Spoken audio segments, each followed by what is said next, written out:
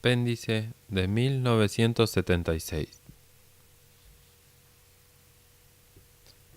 He redactado este apéndice de 1976 para la edición escolar de Si esto es un hombre, en respuesta a las preguntas que constantemente me hacen los lectores estudiantes.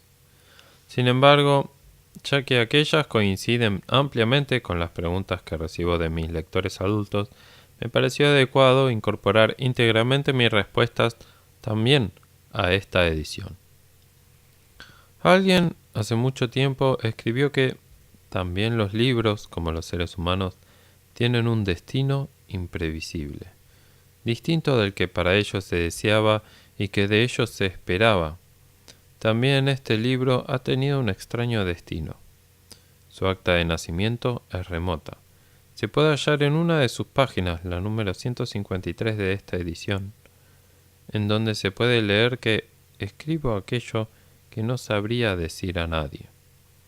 Tan fuertemente sentíamos la necesidad de relatar que había comenzado a redactar el libro allí, en ese laboratorio alemán lleno de hielo, de guerra y de miradas indiscretas, aun sabiendo que de ninguna manera habría podido conservar esos apuntes garabateados como mejor podía, que habría debido tirarlos enseguida porque si me los hubieran encontrado encima, me habrían costado la vida. Pero escribí el libro apenas regresé, en unos pocos meses. A tal punto los recuerdos me quemaban por dentro. Rechazado por algunos grandes editores, el manuscrito fue aceptado en 1947 por una pequeña editorial dirigida por Franco Antonicelli. Se imprimieron 2.500 ejemplares. Luego la editorial se disolvió y el libro cayó en el olvido. Entre otras cosas, porque en esos tiempos de áspera posguerra, la gente no tenía muchas ganas de regresar con la memoria a los dolorosos años que acababan de pasar. Halló nueva vida solo en 1958, cuando fue reimpreso por el editor Einaudi, y desde entonces el interés del público nunca faltó. Se tradujo a 6 lenguas y fue adaptado para la radio y el teatro. Fue acogido por estudiantes y enseñantes con un favor que superó todas las expectativas, tanto del editor como mías. Centenares de clases de todas las regiones de Italia me invitaron a comentar el libro, por escrito o, si fuese posible, personalmente. Dentro de los límites de mis ocupaciones he respondido siempre afirmativamente a estos pedidos, al punto de que de buen grado he debido agregar a mis 2 oficios un tercero, el de presentador y comentarista de mí mismo, o, mejor dicho, de aquel lejano que yo que había vivido la aventura de Auschwitz y la había narrado. Durante estos numerosos encuentros con mis lectores estudiantes he debido responder a muchas preguntas, ingenuas o no, conmovidas o provocadoras, superficiales o fundamentales. Me di cuenta muy pronto de que algunas de estas preguntas se repetían con frecuencia, que nunca faltaban. Debían, pues, nacer de una curiosidad motivada y razonada, a la que de algún modo el texto del libro no daba satisfactoria respuesta. Me propongo responder a estas preguntas aquí.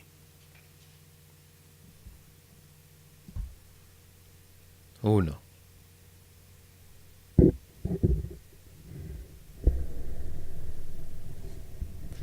En su libro no hay expresiones de odio hacia los alemanes, ni rencor, ni deseo de venganza.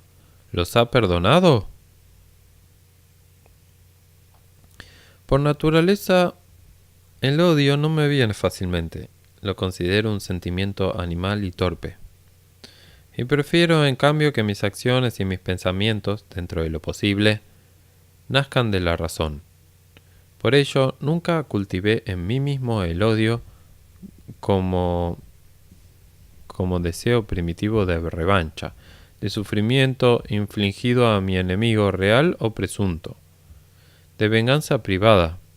Debo agregar que, por lo que creo percibir, el odio es personal. Se dirige a una persona, un hombre, un rostro. Pero nuestros perseguidores de entonces no tenían rostro ni nombre. Lo demuestran las páginas de este libro. Estaban alejados, eran invisibles, inaccesibles.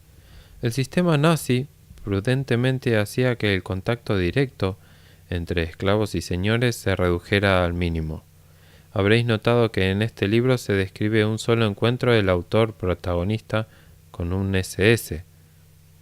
Y no es casual que tenga lugar solo durante los últimos días, en el lager en descomposición, una vez que el sistema ha estallado. Por lo demás, en los meses en que este libro fue escrito en 1946, el nazismo y el fascismo parecían realmente carecer de rostro. Parecían haber vuelto a la nada, desvanecidos como un sueño monstruoso, según justicia y mérito, tal como desaparecen los fantasmas al cantar del gallo. ¿Cómo habría podido cultivar el rencor, querer la venganza contra un conjunto de fantasmas? Pocos años después, Europa e Italia se dieron cuenta de que se trataba de una ingenua ilusión. El fascismo estaba muy lejos de haber muerto. Solo estaba escondido, enquistado, estaba mutando de piel, para presentarse con piel nueva, algo menos reconocible, algo más respetable, mejor adaptado al nuevo mundo que había salido de la catástrofe de esa Segunda Guerra Mundial que el fascismo mismo había provocado. Debo confesar que ante ciertos rostros no nuevos, ante ciertas viejas mentiras, ante ciertas figuras en busca de respetabilidad, ante ciertas indulgencias, ciertas complicidades, la tentación de odiar nace en mí, y hasta con alguna violencia. Pero yo no soy fascista, creo en la razón y en la discusión como supremos instrumentos de progreso, y por ello antepongo la justicia al odio. Por esta misma razón, para escribir este libro he usado el lenguaje mesurado y sobrio del testigo, no el lamentoso lenguaje de la víctima, ni el iracundo lenguaje del vengador. Pensé que mi palabra resultaría tanto más creíble, cuanto más objetiva y menos apasionada fuese. Sólo así el testigo, en un juicio simple, su función, que es la de preparar el terreno para el juez. Los jueces sois vosotros. No querría, empero, que el abstenerme de juzgar explícitamente se confundiese con un perdón indiscriminado. No he perdonado a ninguno de los culpables, ni estoy dispuesto ahora ni nunca a perdonar a ninguno, a menos que haya demostrado en los hechos, no de palabra, y no demasiado tarde, haber cobrado conciencia de las culpas y los errores del fascismo nuestro y extranjero, y que esté decidido a condenarlos, a erradicarlos de su conciencia y de la conciencia de los demás. En tal caso, sí, un no cristiano como yo está dispuesto a seguir el precepto judío y cristiano de perdonar a mi enemigo, pero un enemigo que se rectifica ha dejado de ser un enemigo. Pregunta 2. ¿Los alemanes sabían? ¿Los aliados sabían? ¿Cómo es posible que el genocidio, el exterminio de millones de seres humanos haya podido llevarse a cabo en el corazón de Europa sin que nadie supiese nada?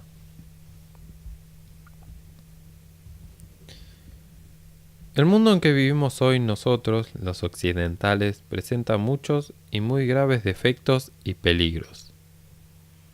Pero con respecto al mundo de ayer goza de una enorme ventaja. Todos pueden saber inmediatamente todo acerca de todo. La información es hoy el cuarto poder. Al menos en teoría, el cronista y el periodista tienen vía libre en todas partes. Nadie puede detenerlos ni alejarlos, ni hacerlos callar. Todo es fácil. Si uno quiere, escucha la radio de su país o de cualquier país. Va hasta el kiosco y elige los periódicos que prefieren. italiano de cualquier tendencia o americano o soviético dentro de una amplia gama de alternativas. Puede comprar y leer los libros que quiera, sin peligro de que se lo inculpe por actividades anti-italianas, ni de que sea allanada su casa por la policía política. Desde luego, no es sencillo sustraerse a todo condicionamiento, pero por lo menos es posible elegir el condicionamiento que uno prefiere. En un estado autoritario no es así. La verdad es solo una, proclamada desde arriba. Los diarios son todos iguales, todos repiten esta única, idéntica verdad. Así también las radios, y no es posible escuchar las de los otros países porque, en primer lugar, tratándose de un delito, el riesgo es el de ir a parar a la cárcel. En segundo lugar, las transmisoras del propio país emiten en las frecuencias apropiadas una señal perturbadora que se superpone a los mensajes extranjeros impidiendo su escucha. En cuanto a los libros, solo se publican y se traducen los que agradan al Estado. Los demás hay que irlos a buscar al extranjero e introducirlos en el propio país a propio riesgo, puesto que se los considera más peligrosos que la droga o los explosivos. Y si se los descubre en la frontera son confiscados y su portador es castigado.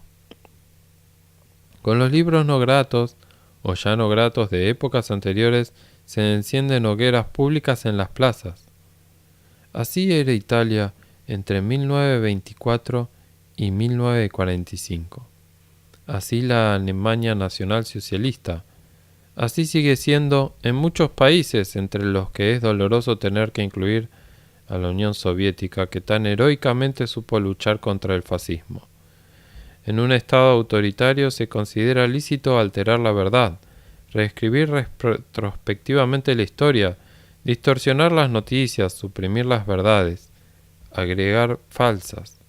La propaganda sustituye a la información.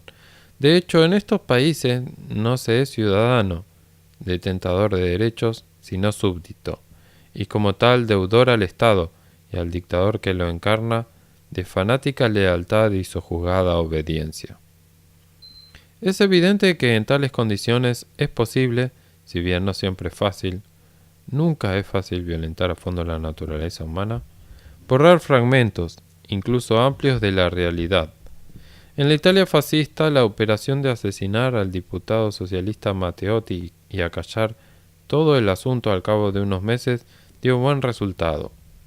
Hitler y su ministro de propaganda, Joseph Goebbels, demostraron ser muy superiores a su Mussolini en esta tarea de control y enmascaramiento de la verdad. Sin embargo, esconder del pueblo alemán el enorme aparato de los campos de concentración no era posible. Y además, desde el punto de vista de los nazis, no era deseable.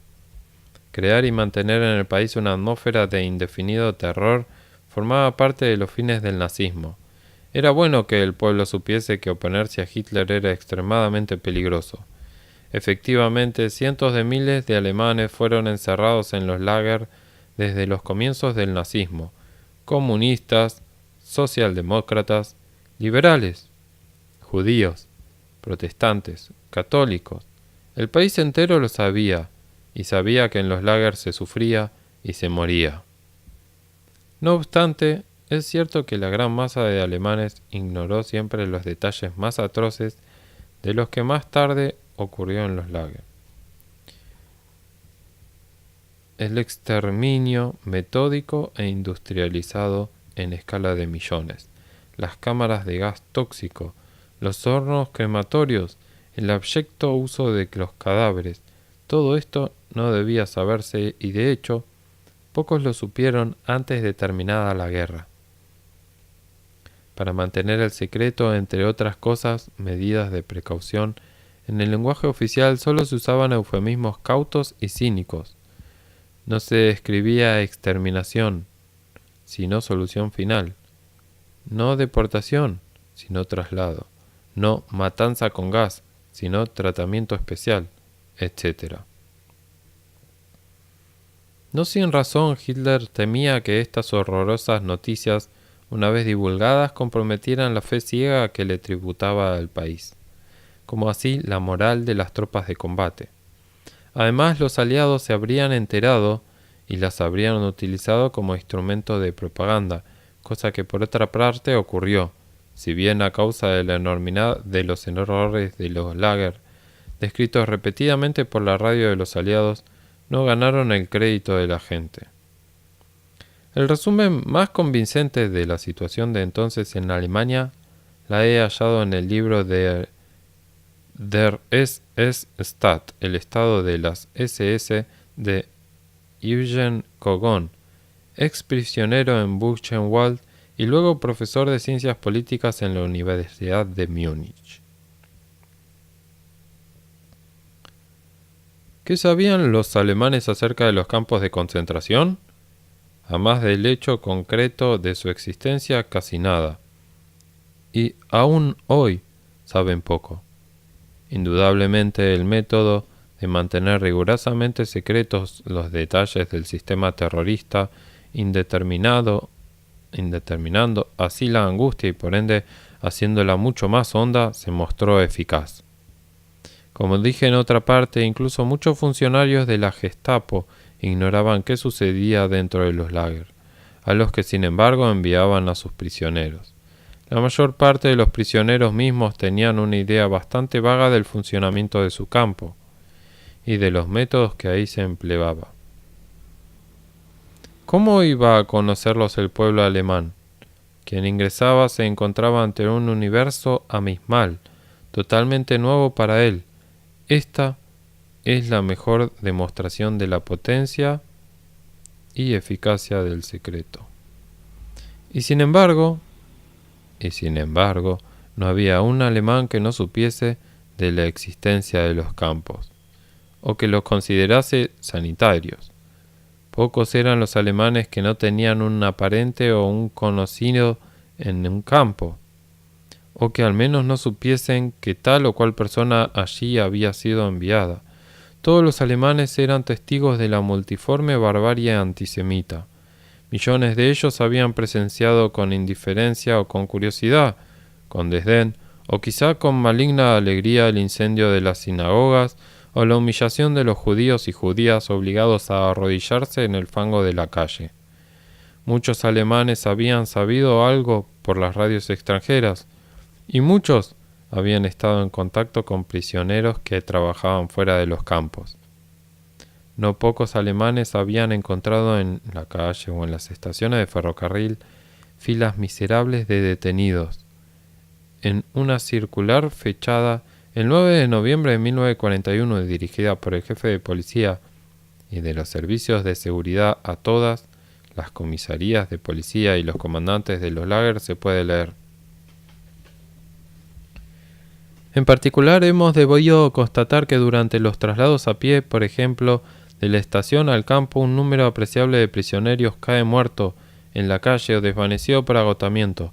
Es imposible impedir que la población se entere de hechos semejantes. Ni siquiera un alemán podía ignorar que las cárceles estaban llenas a rebosar, ni que en todo el país tenían lugar continuamente ejecuciones capitales. Por miles se contaban los magistrados y funcionarios de policía, abogados, sacerdotes y asistentes sociales que sabían en términos generales que la situación era bastante grave. Muchos eran los hombres de negocio que tenían relaciones de proveedores con las SS de los lager, los industriales que solicitaban mano de obra de trabajadores esclavos a las oficinas administrativas y económicas de las SS. Y los empleados de las oficinas de empleo que estaban al corriente del hecho de que muchas grandes sociedades explotaban mano de obra esclava. No eran pocos los trabajadores que desarrollaban sus actividades cerca de los campos de concentración o incluso dentro de los mismos. Varios profesores universitarios colaboraban con los centros de investigación médica instituidos por Himmler y varios médicos del Estado y de los institutos privados colaboraban con los asesinos profesionales. Buen número de los miembros de la aviación militar habían sido trasladados a los locales de las SS y debían seguramente estar al tanto de lo que allí sucedía. Muchos eran los altos oficiales del ejército que conocían las matanzas masivas de prisioneros de guerra rusos en los lagers, y muchísimos los soldados y miembros de la policía militar que debían conocer con precisión qué horrores espantosos se cometían en los campos, en los guetos, en las ciudades y zonas rurales de los territorios orientales ocupados. ¿Es acaso falsa una sola de estas afirmaciones?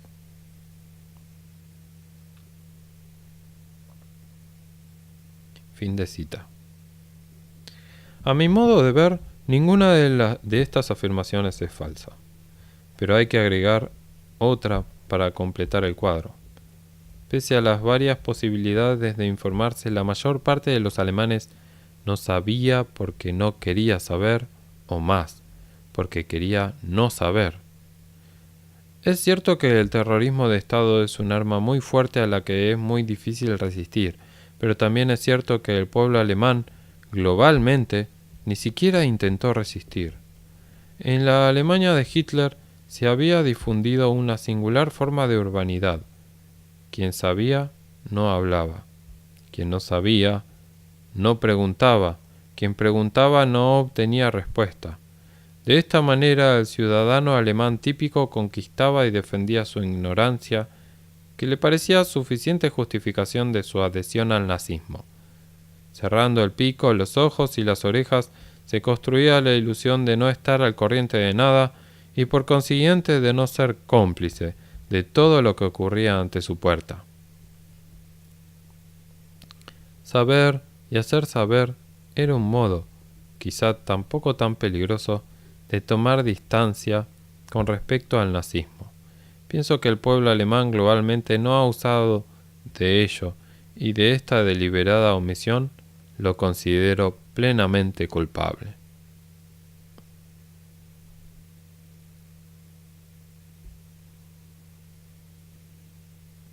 Pregunta 3.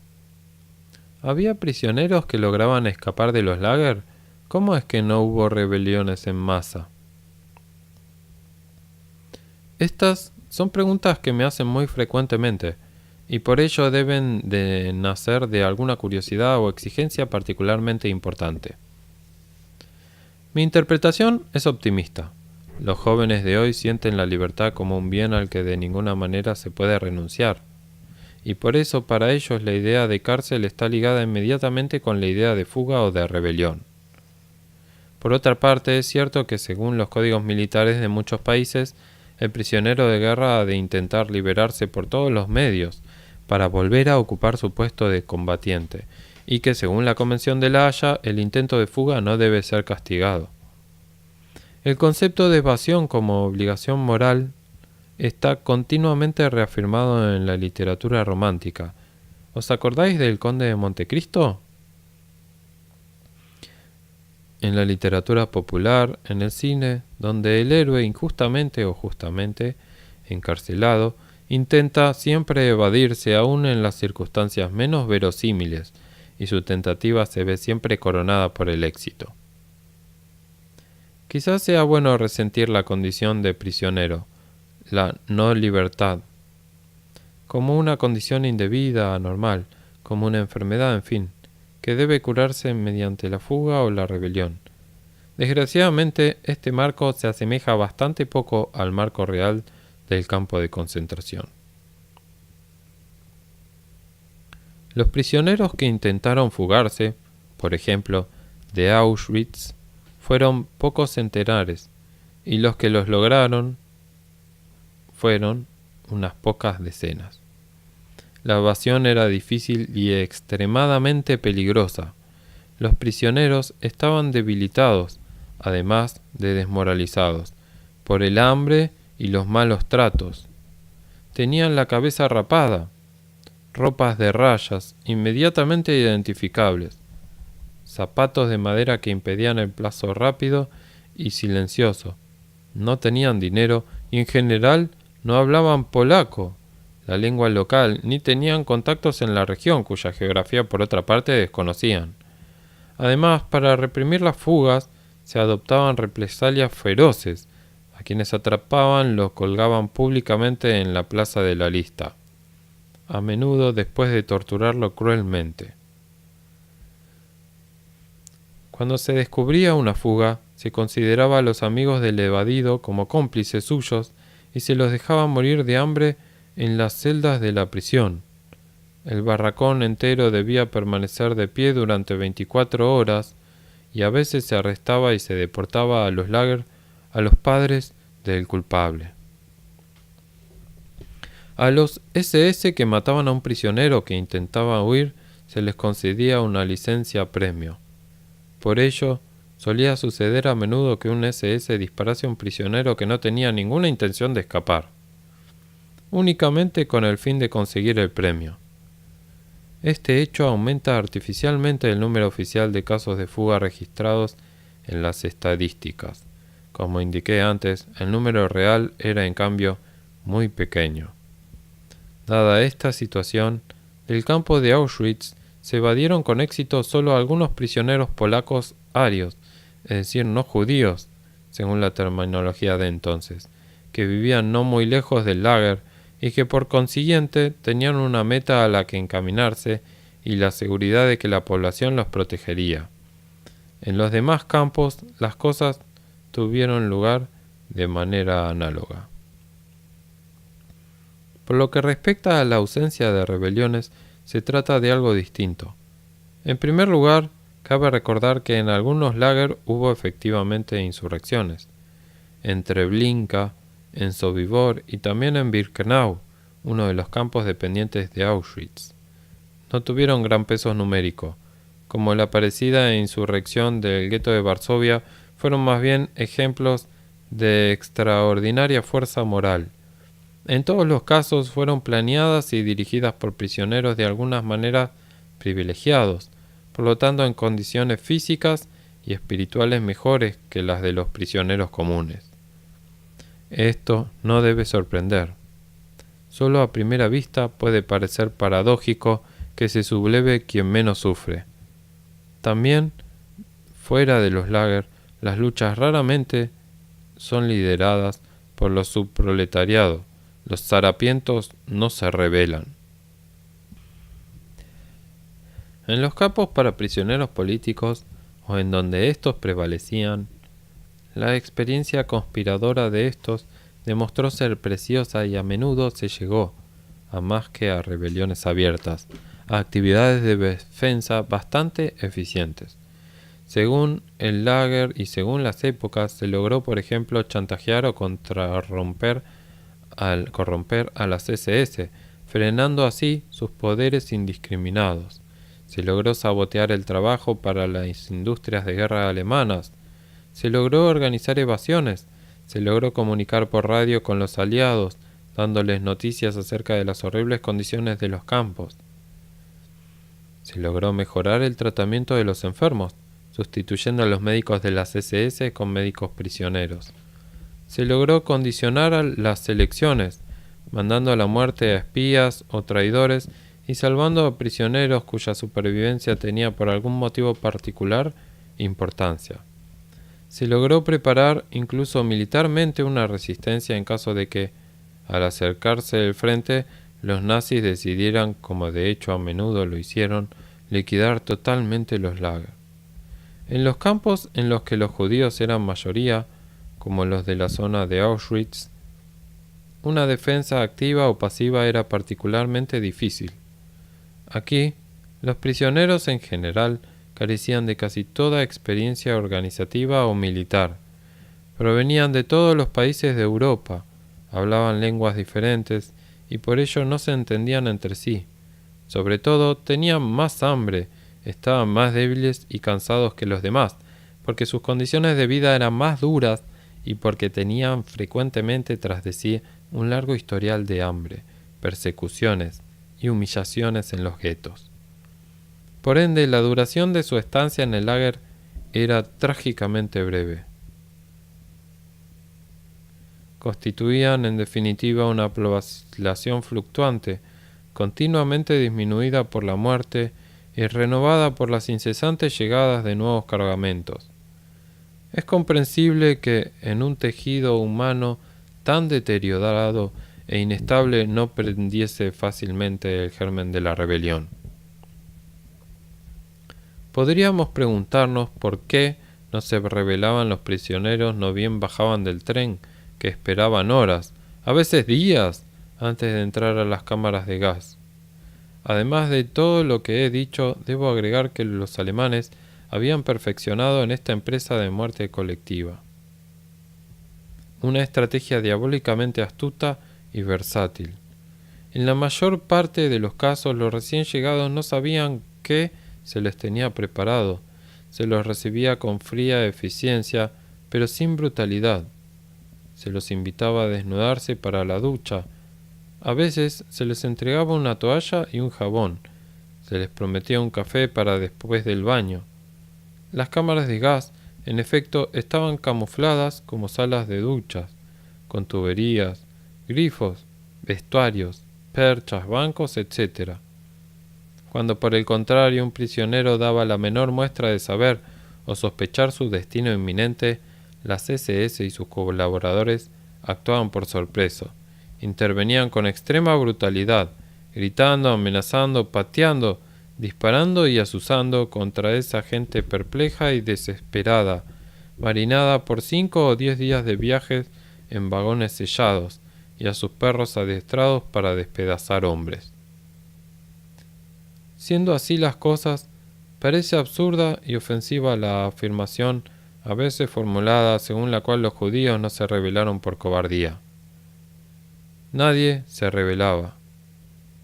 Basta recordar que las cámaras de gas de Auschwitz fueron puestas a prueba con un grupo de 300 prisioneros de guerra rusos, jóvenes con entrenamiento militar, preparados políticamente y sin el freno que representan mujeres y niños. Tampoco ellos se rebelaron. Querría finalmente agregar una consideración, la conciencia arraigada de que no se debe consentir la opresión, sino resistir. No estaba muy difundida en la Europa fascista y era particularmente débil en Italia. Era patrimonio de un pequeño grupo de hombres políticamente activos, mas el fascismo y el nazismo los habían aislado, expulsado, aterrorizado o incluso destruido. No se debe olvidar que las primeras víctimas de los lagers alemanes, cientos de miles, fueron precisamente los cuadros de los partidos políticos antinazis. Al faltar su aportación, la voluntad popular de resistir, de organizarse para resistir, resurgió mucho más tarde, gracias, sobre todo, a la contribución de los partidos comunistas europeos que se lanzaron a la lucha contra el nazismo una vez que Alemania en junio de 1941 agredió de improviso a la Unión Soviética rompiendo el acuerdo Ribbentrop-Molotov de septiembre de 1939. En definitiva, reprochar a los prisioneros el que no haya habido una rebelión representa además un error de retrospectiva histórica. Un error de perspectiva histórica. Significa pretender de ellos una conciencia política que hoy es patrimonio casi común, pero que entonces pertenecía solamente a una élite. Pregunta número 4. ¿Volvió usted a Auschwitz después de la liberación? Volví a Auschwitz en 1965, con ocasión de una ceremonia conmemorativa de la liberación de los campos. Como señalé en mis libros, el imperio concentracionario de Auschwitz no estaba formado por un solo lager, sino por unos 40. El campo de Auschwitz, propiamente dicho, se alzaba en la periferia de la pequeña ciudad del mismo nombre, Oświęcim, en polaco. Tenía capacidad para unos 20.000 prisioneros y, por así decir, era la capital administrativa del conjunto.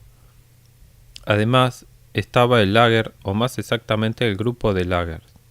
de 3 a 5 según la época, de Birkenau, que llegó a contener a 60.000 prisioneros, de los cuales 40.000 eran mujeres, y en los que funcionaban las cámaras de gas y los hornos crematorios, y que finalmente un número continuamente variable de campos de trabajo, alejados de la capital hasta cientos de kilómetros.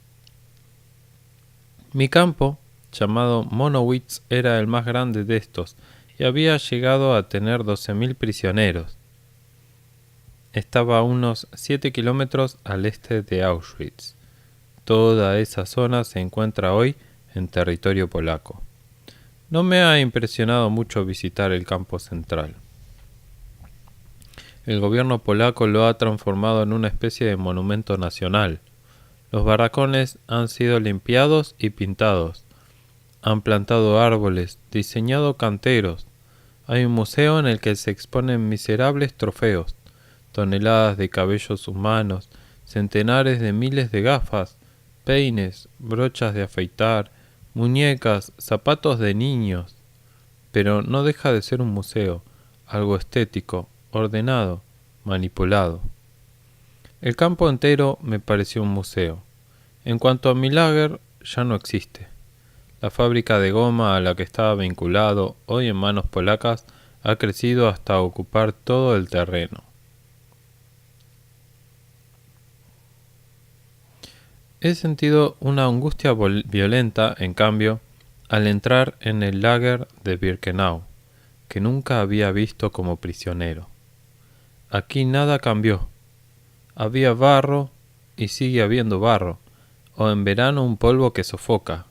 Los barracones, los que no fueron incendiados con el paso del frente, están tal cual, bajos, sucios, hechos de tablones mal ensamblados y con el suelo de tierra apisonada. No hay literas sino tableros de madera desnudas hasta el techo. Aquí nada ha sido embellecido. Venía conmigo una amiga, Juliana Tedeschi, sobreviviente de Birkenau. Me hizo ver que sobre cada tablero de 1,80 por 2 dormían hasta 9 mujeres. Me hizo notar que por la ventanuca se ven las ruinas del crematorio. En esa época se veían llamas en la cúspide de la chimenea.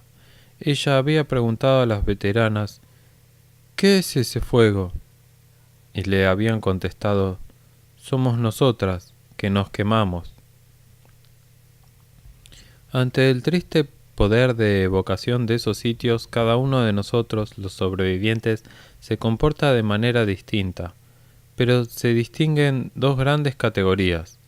Pertenecen a la primera categoría los que rehúsan regresar o incluso hablar del tema, los que querrían olvidar pero no pueden y viven atormentados por pesadillas.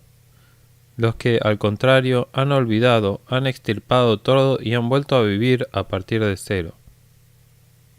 He notado que en general todos estos individuos fueron a parar al lager por desgracia, es decir, sin un compromiso político preciso. Para ellos el sufrimiento ha sido una experiencia traumática pero privada de significado y de enseñanza, como una calamidad o una enfermedad. El recuerdo es para ellos algo extraño, un cuerpo doloroso que se inmiscuyó en sus vidas y han tratado o aún tratan de eliminarlo. La segunda categoría, en cambio, está constituida por los ex prisioneros políticos, o en todo caso con preparación política, o con una convicción religiosa, o con una fuerte conciencia moral. Para estos sobrevivientes recordar es un deber. Estos no quieren olvidar y sobre todo no quieren que el mundo olvide, porque han comprendido que su experiencia tenía sentido y que los lagers no fueron un accidente, un hecho imprevisto de la historia. Los lagers nazis han sido la cima, la culminación del fascismo en Europa, su manifestación más monstruosa, pero el fascismo existía antes que Hitler y Mussolini, y ha sobrevivido, abierto o encubierto, a su derrota en la Segunda Guerra Mundial. En todo el mundo en donde se empieza negando las libertades fundamentales del hombre y la igualdad entre los hombres, se va hacia el sistema concentracionario, y es este un camino en el que es difícil detenerse. Conozco muchos exprisioneros que han comprendido bien la terrible lección implícita en su experiencia, y que cada año vuelven a su campo, llevando de la mano peregrinajes de jóvenes. Yo mismo lo haría de buen grado si el tiempo me lo permitiese, y si no supiera que logro el mismo fin escribiendo libros y aceptando comentarlos ante los estudiantes.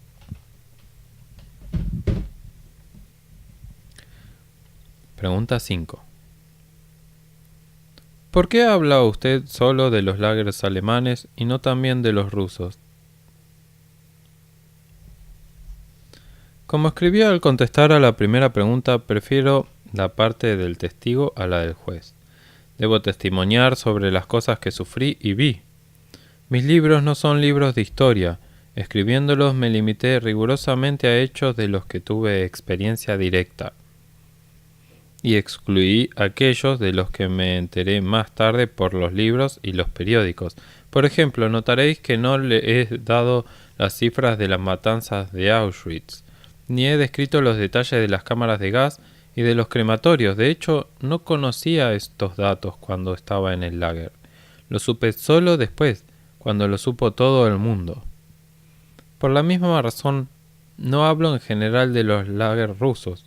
Por suerte para mí no he estado en ellos y solo podría repetir lo que he leído, es decir, lo que saben todos aquellos que se han interesado en estos temas.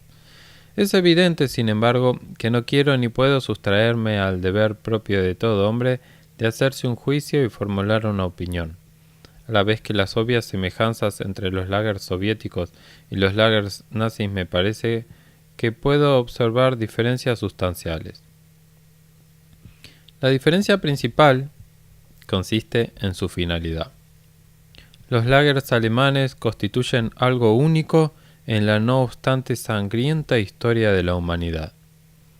Al viejo fin de eliminar o aterrorizar al adversario político unían un fin moderno y monstruoso, el de borrar del mundo pueblos y culturas enteros. A partir de más o menos 1941 se volvieron gigantescas máquinas de muerte.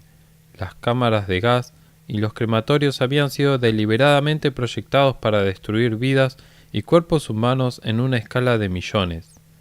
La horrenda primacía le corresponde a Auschwitz, con 24.000 muertos en un solo día de agosto de 1944.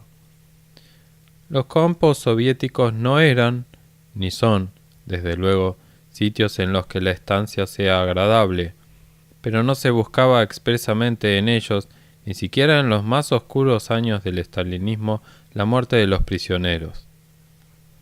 Era un hecho bastante frecuente y se lo toleraba con brutal indiferencia, pero, en sustancia, no era querido. Era, en fin, un subproducto debido al hambre, el frío, las infecciones, el cansancio. En esta lúgubre comparación entre dos modelos de infierno hay que agregar que en los lagers alemanes, en general, se entraba para no salir. Ningún otro fin estaba previsto más que la muerte. En cambio, en los campos soviéticos siempre existió un término. En la época de Stalin, los culpables eran condenados a veces a penas larguísimas, incluso de 15 y 20 años, con espantosa liviandad, pero subsistía una esperanza de libertad por leve que fuera.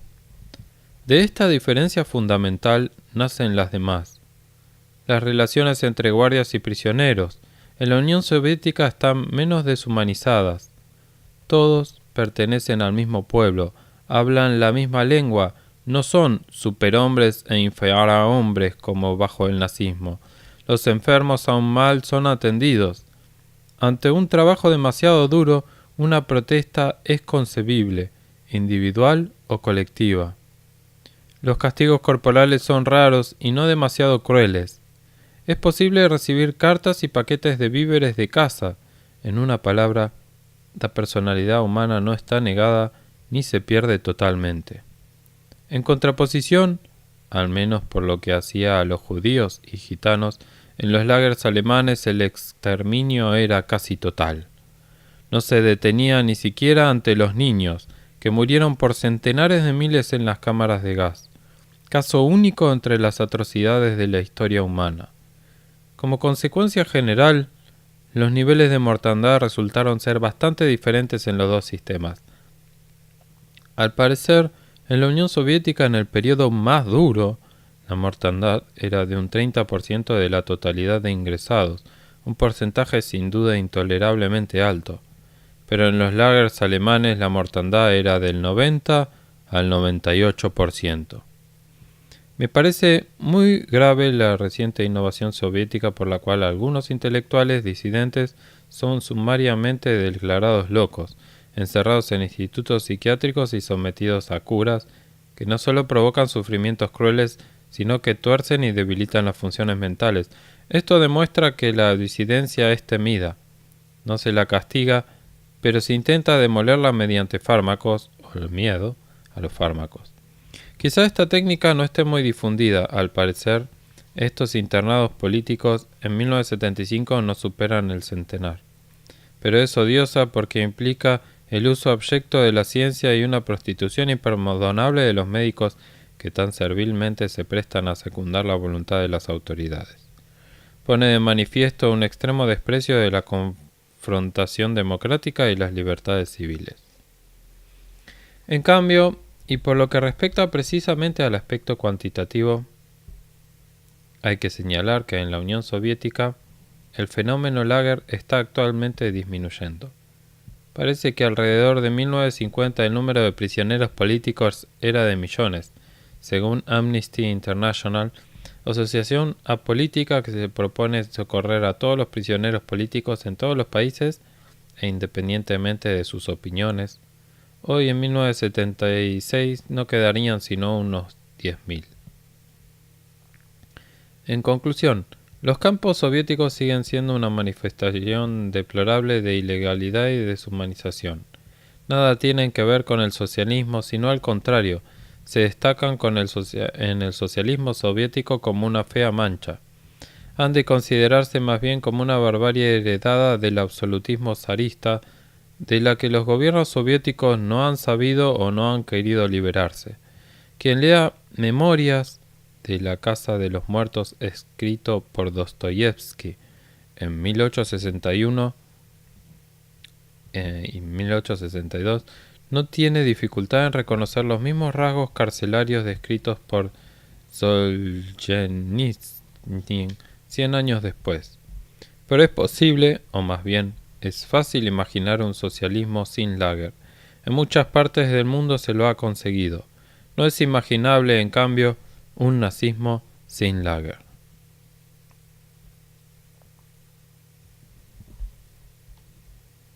Pregunta número 6. De los personajes que aparecen en Si esto es un hombre, ¿cuáles ha vuelto a ver después de la liberación? La mayoría de los personajes que aparecen en estas páginas debe darse por desaparecida, desgraciadamente, ya en los días del lager o durante la tremenda marcha de evacuación de la que se habla en la página 168. Otros murieron más tarde de enfermedades contraídas durante la prisión, y de otros nunca he podido hallar rastros. Unos pocos sobreviven y he logrado mantener o restablecer contactos con ellos. Vive y se encuentra bien Jean, el pícolo del canto de Ulises. Su familia había sido destruida, pero se volvió a casar a su regreso. Tiene ahora 2 hijos y lleva una vida muy tranquila como farmacéutico en una pequeña ciudad de provincia en Francia. Nos encontramos a veces en Italia, donde pasa sus vacaciones. Otras veces fui yo a encontrarme con él. Extrañamente he olvidado mucho de su año en Monowitz. En él priman los atroces recuerdos del viaje de evacuación, durante el cual vio morir de agotamiento a todos sus amigos, entre ellos a Alberto. Me veo con frecuencia con el personaje que he llamado Piero Sonino, el mismo que aparece como César en La Tregua. También él, al cabo de un periodo difícil de readaptación, ha encontrado trabajo y ha fundado una familia. Vive en Roma. Cuenta de buen grado las vicisitudes de su estadía en el campo y de su largo viaje de regreso, pero en sus narraciones, que a menudo se convierten casi en monólogos teatrales, tiende a poner de manifiesto las aventuras de que han sido protagonista antes que los hechos trágicos que presenció pasivamente. He vuelto a ver a Charles. Había sido hecho prisionero en las colinas de los Vosgos, cerca de su casa, donde actuaba como partigiano. Solo en noviembre de 1944, y había permanecido en el lager no más de un mes, pero este mes de sufrimiento, como los hechos feroces que había presenciado, lo habían marcado profundamente, quitándole toda la alegría de vivir y la voluntad de edificarse un futuro. Una vez repatriado al cabo de un viaje, no fue muy diferente del que cuento en La Tregua. Volvió a su oficio de maestro de la primaria en la minúscula escuela de su pueblo, en donde enseñaba a los niños también a criar abejas y a cultivar un vivero de abetos y pinos. Hace pocos años que se jubiló. Se casó hace poco con una colega y ya no joven, y juntos se construyeron una casa nueva, pequeña pero cómoda y graciosa. Fui a verlo 2 veces, en el 51 y en 1974. En esta última visita me habló de Arthur, que vive en un pueblo no muy alejado. Está viejo y enfermo y no desea recibir visitas que puedan despertarle viejas angustias. Dramático, imprevisto y lleno de alegría mutua fue el encuentro con Mendy, el rabino modernista, al que me refiero en pocas líneas en las páginas 74 y 114. Se reconoció leyendo casualmente en 1965 la traducción alemana de este libro. Me recordó y me escribió una larga carta dirigida a la comunidad israelita de Turín. Nos escribimos extensamente informándonos mutuamente del destino de nuestros amigos comunes. En 1967 fui a verlo a Dortmund, en Alemania Federal, en donde entonces era rabino. Se conservaba igual, tenaz, valeroso y agudo, y además extraordinariamente culto. Se casó con una ex prisionera de Auschwitz y tiene 3 hijos ya grandes. La familia entera tiene la intención de establecerse en Israel. No he vuelto a ver al doctor Panowitz, el químico que me había sometido a un frío examen de estado, pero me dio noticias suyas el doctor Müller, a quien dediqué el capítulo Vanadio en mi libro El sistema periódico. Ante la inminencia de la llegada del Ejército Rojo a la fábrica de Labuna, se comportó con prepotencia y cobardía. Ordenó a sus colaboradores civiles que resistieran a ultranza. Les prohibió subir al último tren que partía hacia la retaguardia, pero en cambio subió él en el último momento, aprovechando la confusión. Murió en 1946 de un tumor cerebral.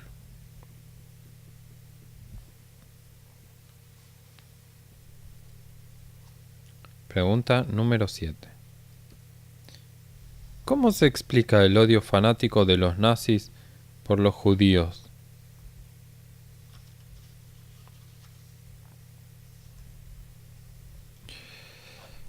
La aversión contra los judíos, impropiamente llamada antisemitismo, es un caso particular de un fenómeno más vasto, la aversión contra quien es diferente de uno. No hay duda de que se trata en sus orígenes de un hecho zoológico. Los animales de una misma especie, pero de grupos distintos, manifiestan entre sí fenómenos de intolerancia. Esto también ocurre con los animales domésticos.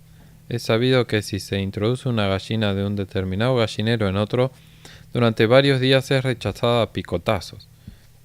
Lo mismo sucede con ratones y abejas, y en general con todas las especies de animales sociales. Ahora bien, el hombre es ciertamente un animal social, ya lo había afirmado Aristóteles, pero pobres de nosotros y todas las pulsiones zoológicas que sobreviven en el hombre se toleraron. Las leyes humanas están precisamente para esto, para limitar los impulsos animales.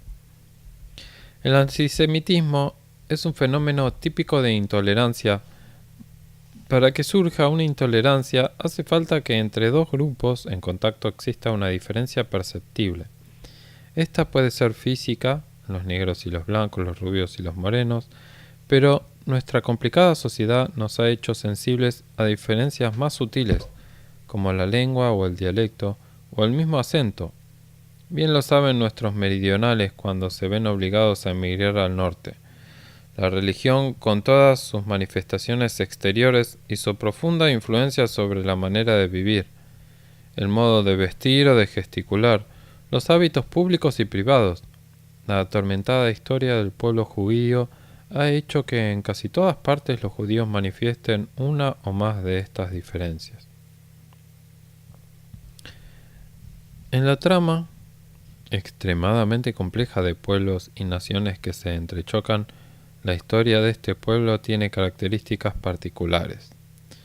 Era, y en parte es, depositario de un vínculo interno muy fuerte, de naturaleza religiosa y tradicional. Por consiguiente, pese a su inferioridad numérica y militar, se opuso con desesperado valor a ser conquistado por los romanos. Fue derrotado, deportado y dispersado, pero el vínculo sobrevivió. Las colonias judías que se fueron formando primero a lo largo de todas las costas mediterráneas y luego en el Medio Oriente, España, en Renania, en Rusia meridional, en Polonia, en Bohemia y en muchos otros sitios, siempre se mantuvieron obstinadamente fieles a este vínculo, que se fue consolidando bajo la forma de un inmenso cuerpo de leyes y tradiciones escritas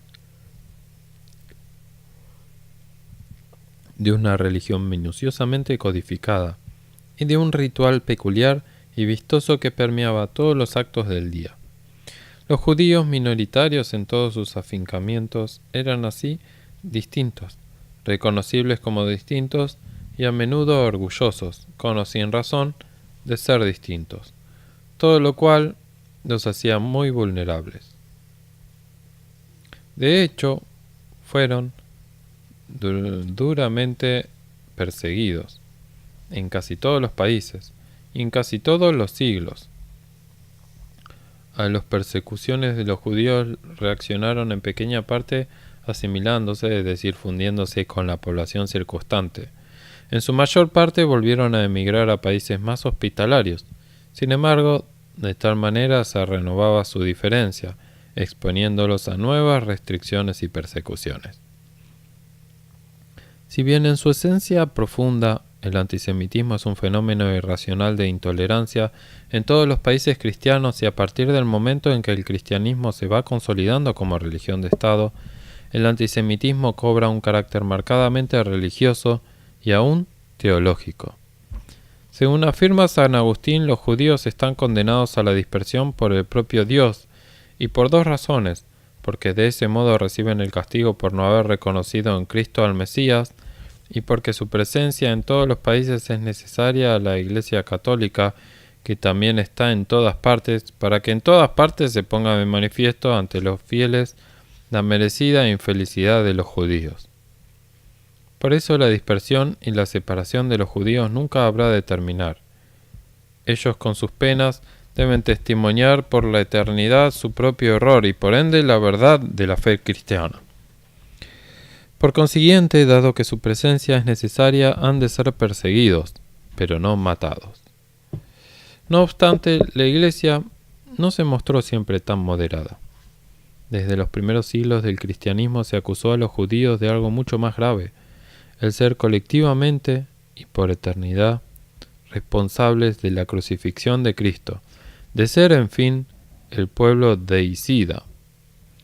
Esta formulación, que aparece en la liturgia pascual en tiempos remotos y que sólo fue suprimida por el Concilio Vaticano II entre el 62 y 1965, se halla en el origen de varias creencias populares funestas y siempre renovadas, que los judíos envenenan los pozos propagando la peste, que profanan habitualmente la hostia consagrada, que en Pascua secuestran niños cristianos con cuya sangre embeben el pan ácimo.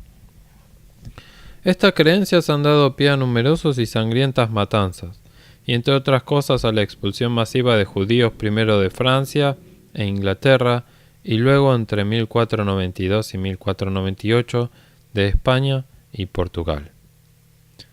Se llega al siglo XIX pasando a través de una serie nunca interrumpida de matanzas y migraciones, un siglo marcado por el despertar generalizado de las conciencias nacionales y por el reconocimiento de los derechos de las minorías, con excepción de la Rusia de los zares.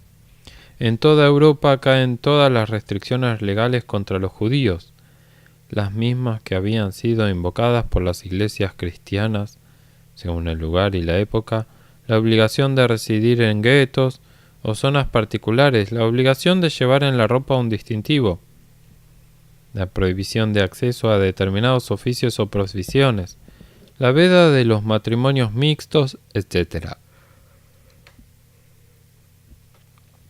Sobrevive, sin embargo, el antisemitismo, más vivaz sobre todo en aquellos países en los que una religiosidad tosca seguía atribuyendo a los judíos el asesinato de Cristo, Polonia y Rusia, y donde las reivindicaciones nacionales habían dejado una estela de aversión genérica contra los lindantes y los extranjeros, Alemania, pero también Francia, en donde al final del siglo XIX los clericales, los nacionalistas y los militares se ponen de acuerdo para desencadenar una violenta oleada antisemita con ocasión de la falsa acusación de alta traición contra Alfred Dreyfus, oficial judío del ejército francés.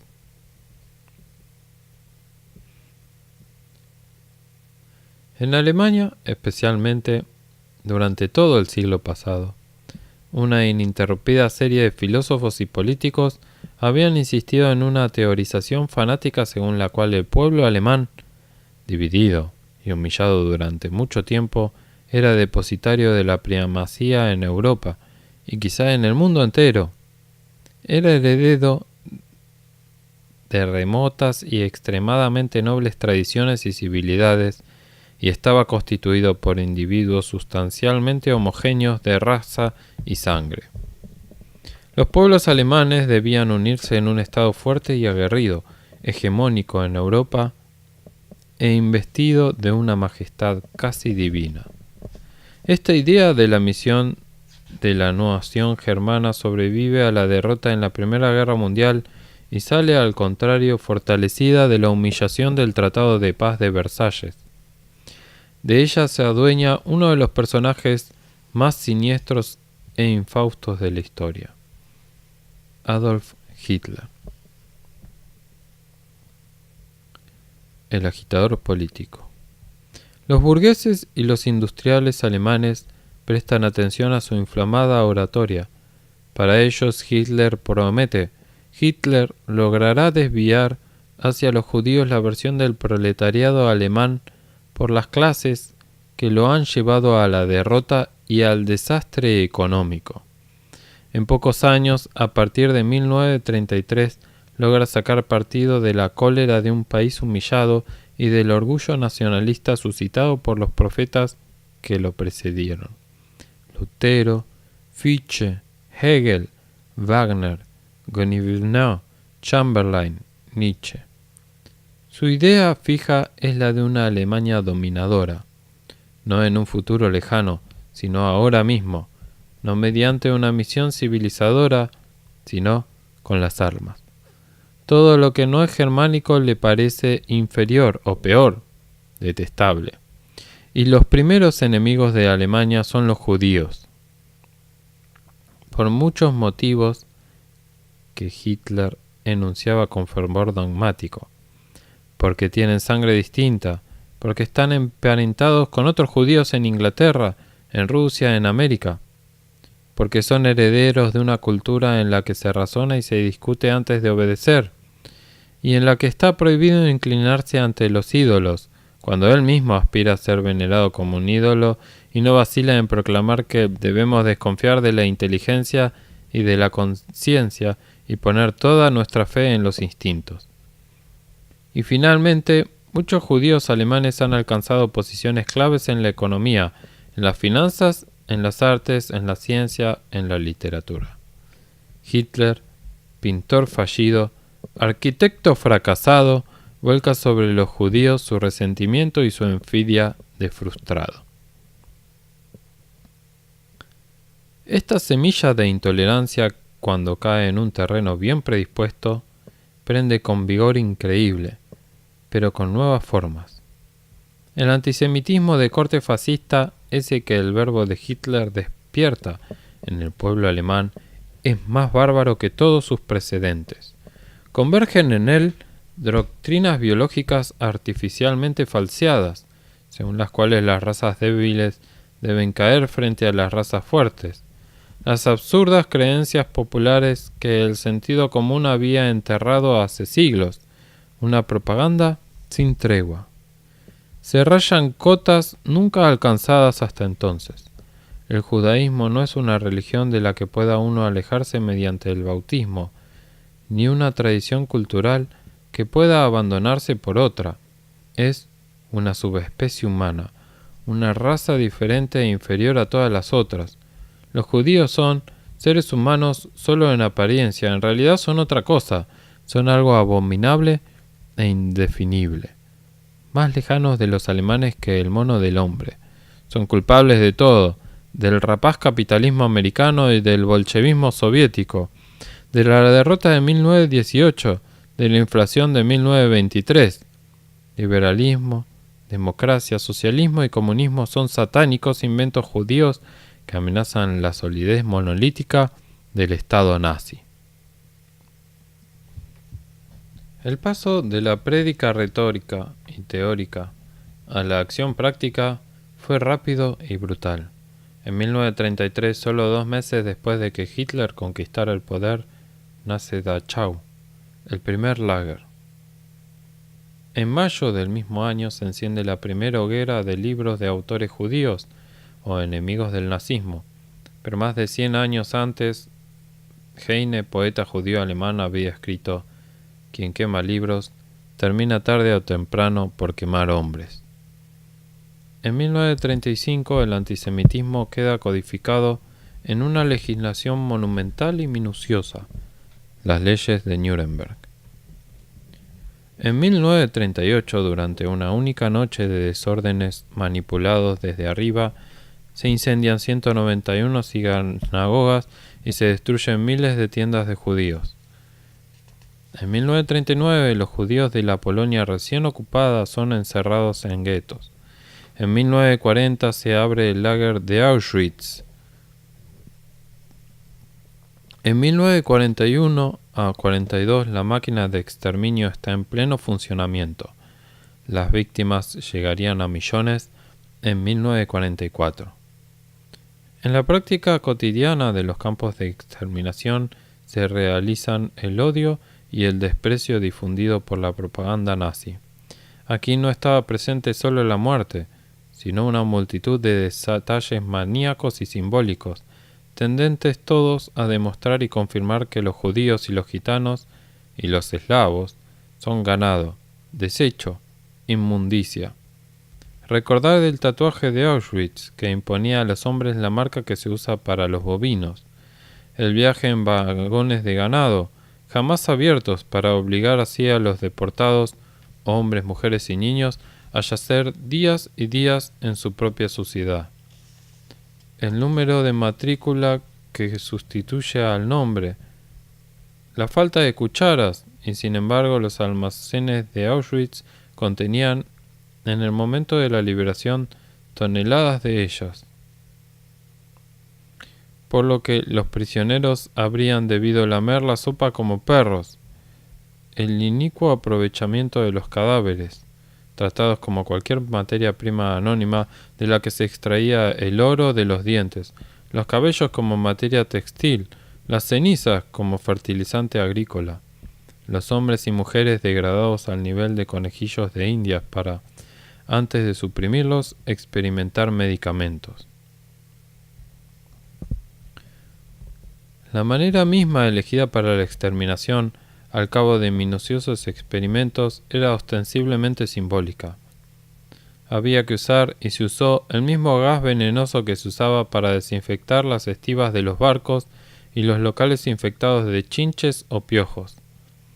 A lo largo de los siglos se inventaron muertes más atormentadoras, pero ninguna tan cargada de vilipendio y desdén.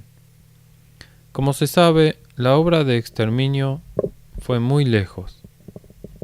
Los nazis, que a la vez estaban empeñados en una guerra durísima, manifestaron en ello una prisa inexplicable.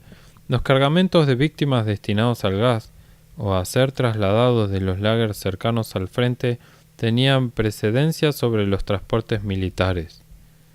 No llegó a su culminación solo porque Alemania fue derrotada, pero el testamento político de Hitler, dictado pocas horas antes de su suicidio y con los rusos a pocos metros de distancia, concluía así: sobre todo, ordeno al gobierno y al pueblo alemán que mantengan plenamente vigentes las leyes raciales y que combatan inexorablemente contra el envenenador de todas las naciones, el judaísmo internacional.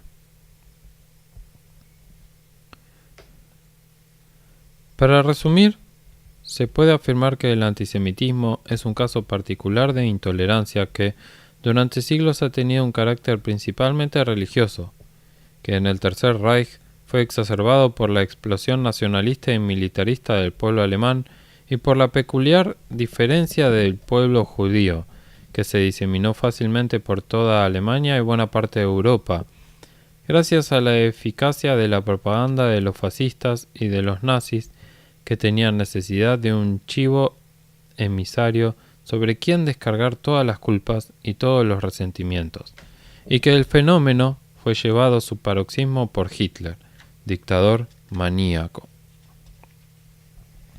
Debo conceder, sin embargo, que estas explicaciones comúnmente aceptadas no me satisfacen. Son diminutas, no tienen común medida ni proporción con los hechos que pretenden explicar. Releyendo las crónicas del nazismo desde sus turbios inicios hasta su fin convulsionado, no logro quitarme de encima la impresión de una atmósfera general de locura descontrolada que me parece ser única en la historia. Esta locura colectiva, este descarrío, suele explicarse postulando la combinación de muchos factores distintos, insuficientes uno a uno. El más importante sería la misma personalidad de Hitler y su profunda interacción con el pueblo alemán. Es verdad que sus obsesiones personales, su capacidad de odiar, su prédica de violencia hallaban una resonancia desenfrenada en la frustración del pueblo alemán y de él devolvían multiplicadas, confirmándole su convicción delirante de ser él mismo quien encargaba al héroe de Nietzsche, el superhombre redentor de Alemania. Mucho se ha escrito acerca de su odio hacia el pueblo judío. Se ha dicho que Hitler volcaba sobre los judíos su odio hacia todo el género humano, que reconocía en los judíos algunos de sus propios defectos, y que al odiar a los judíos se odiaba a sí mismo, que la violencia de su aversión provenía del temor de tener sangre judía en sus venas. Insisto, no me parecen explicaciones adecuadas. No me parece lícito explicar un fenómeno histórico cargando todas las culpas sobre un individuo. Los ejecutores de órdenes horrendas no son inocentes. Y además, siempre es arduo interpretar las motivaciones profundas de un individuo. Las hipótesis propuestas justifican los hechos solo parcialmente, explican la calidad, pero no la cantidad. Debo admitir que prefiero la humildad con que algunos historiadores, entre los más serios, Bullock, Schramm, Bracher, confiesan no comprender el antisemitismo furibundo de Hitler y detrás de él el de Alemania. Quizá no pueda comprender todo lo que sucedió o no se deba comprender, porque comprender casi es justificar. Me explico. Comprender una proposición o un comportamiento humano significa, incluso etimológicamente, contenerlo, contener al autor, ponerse en su lugar, identificarse con él. Pero ningún hombre normal podría o podrá jamás identificarse con Hitler, Himmler, Goebbels, Eichmann e infinitos otros. Esto nos desorienta y a la vez nos consuela, porque quizás sea deseable que sus palabras, y también por desgracia sus obras, no lleguen nunca a resultarnos comprensibles. Son palabras y actos no humanos o peor, contrahumanos, sin precedentes históricos, difícilmente comparables con los hechos más crueles de la lucha biológica por la existencia. A esta lucha podemos asimilar la guerra, pero Auschwitz nada tiene que ver con la guerra. No es un episodio, no es una forma extremada. La guerra es un hecho terrible desde siempre. Podemos execrarlo, pero está en nosotros, tiene su racionalidad, lo comprendemos. Pero en el odio nazi no hay racionalidad. Es un odio que no está en nosotros, está fuera del hombre. Es un fruto venenoso nacido del tronco funesto del fascismo. Pero está fuera y más allá del propio fascismo. No podemos comprenderlo, pero debemos y podemos comprender dónde nace y estar en guardia. Si comprender es imposible, conocer es necesario, porque lo sucedido puede volver a suceder. Las conciencias pueden ser seducidas y obnubiladas de nuevo, las nuestras también. Por ello, meditar sobre lo que pasó es deber de todos. Todos deben saber o recordar que tanto Hitler como a Mussolini, cuando hablaban en público se les creía, se les aplaudía, se les admiraba, se los adoraba como a dioses. Eran jefes carismáticos. Poseían un secreto poder de seducción que no nacía de la credibilidad o de la verdad de lo que decían, sino del modo sugestivo con que lo decían, de su elocuencia, de su arte histórico, histriónico, quizá instintivo, quizá pacientemente ejercitado y aprendido. Las ideas que proclamaban no eran siempre las mismas, en general eran aberraciones o tonterías o crueldades, y sin embargo se entonaban hosanas en su honor y millones de fieles los seguían hasta la muerte. Hay que recordar que estos fieles, y entre ellos también los diligentes ejecutores de órdenes inhumanas, no eran esbirros natos, no eran, salvo pocas excepciones, monstruos. Eran gente cualquiera. Los monstruos existen, pero son demasiado pocos para ser realmente peligrosos.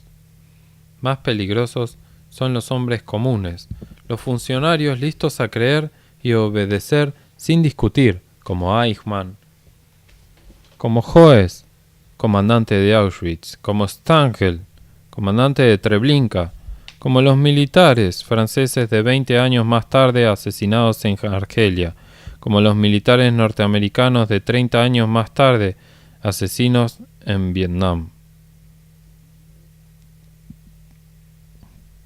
Hay que desconfiar, pues, de quien trata de convencernos con argumentos distintos de la razón, es decir, de los jefes carismáticos.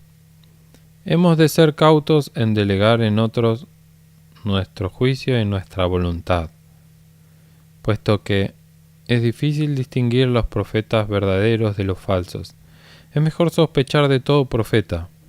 Es mejor renunciar a la verdad revelada, por mucho que exalten su simplicidad y su esplendor, aunque las hallemos cómodas porque se adquieren gratis. Es mejor conformarse con otras verdades más modestas y menos entusiasmantes, las que se conquistan con mucho trabajo, poco a poco y sin atajos por el estudio, la discusión, el razonamiento y verdades que pueden ser demostradas y verificadas.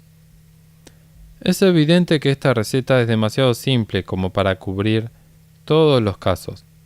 Un nuevo fascismo con su retahíla de intolerancias, prepotencias y servidumbres puede nacer fuera de nuestro país y ser importado, quizá en puntas de pie y haciéndose llamar con otros nombres.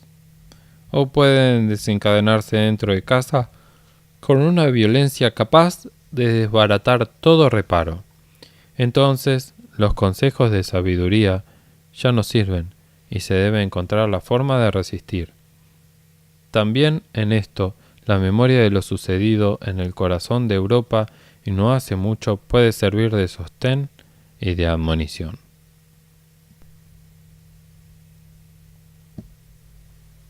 Pregunta 8. ¿Qué sería usted hoy si no hubiera estado preso en los lager? ¿Qué siente cuando recuerda esa época? ¿A qué atribuye el haber sobrevivido?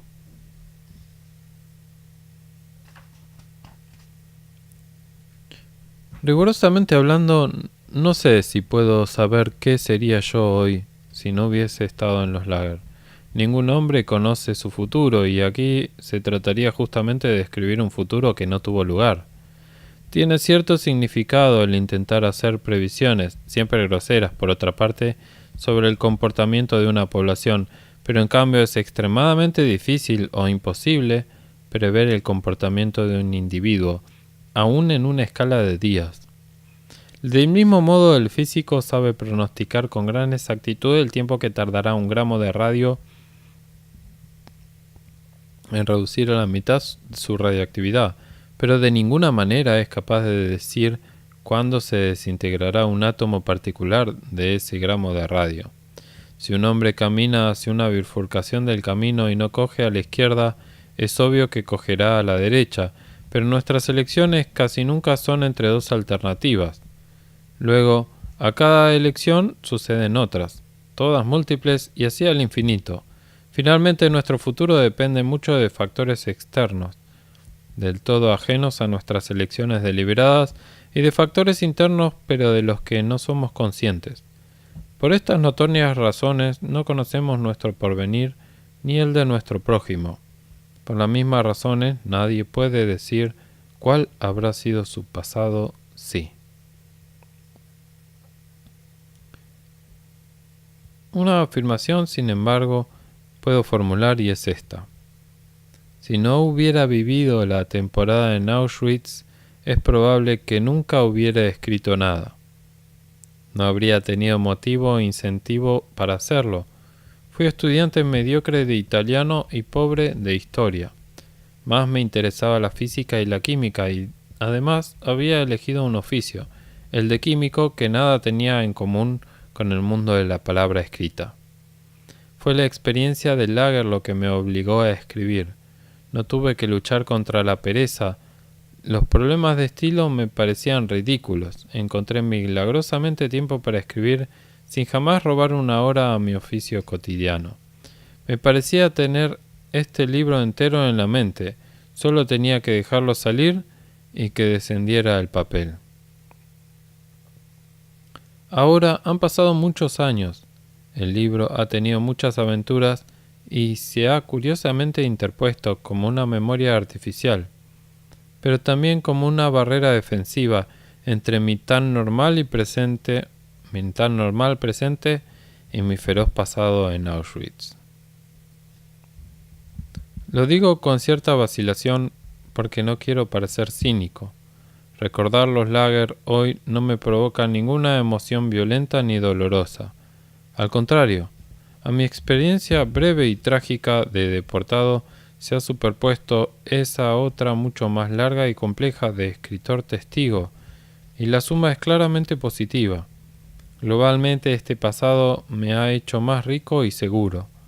Una amiga mía, que muy joven había sido deportada al lager para mujeres de Ravensbrück, dice que el campo fue su universidad. Creo poder afirmar lo mismo, es decir, que viviendo y luego escribiendo y meditando acerca de aquellos hechos he aprendido muchas cosas sobre los hombres y el mundo. Tengo que precisar de inmediato que este éxito positivo fue suerte de muy pocos. De los deportados italianos, por ejemplo, solo el 5% pudo regresar, y de ellos muchos perdieron la familia, los amigos, los bienes, la salud, el equilibrio, la juventud. El hecho de haber sobrevivido y de haber vuelto indemne se debe, en mi opinión, a que tuve suerte. En muy pequeña medida jugaron los factores preexistentes, como mi entrenamiento para la vida en la montaña, en mi oficio de químico que me acarreó algún privilegio durante mis últimos meses de prisión. Quizá también me haya ayudado mi interés, que nunca flaqueó, por el ánimo humano y la voluntad no sólo de sobrevivir, común a todos, sino de sobrevivir con el fin preciso de relatar las cosas a las que habíamos asistido y que habíamos soportado, y finalmente quizás haya desempeñado un papel también la voluntad, que conservé tenazmente, de reconocer siempre, aun en los días más negros, tanto en mis camaradas como en mí mismos, a hombres y no a cosas, sustrayéndome de esa manera a aquella total humillación y desmoralización que condujo a muchos al naufragio espiritual. Primo Levi, noviembre de 1976.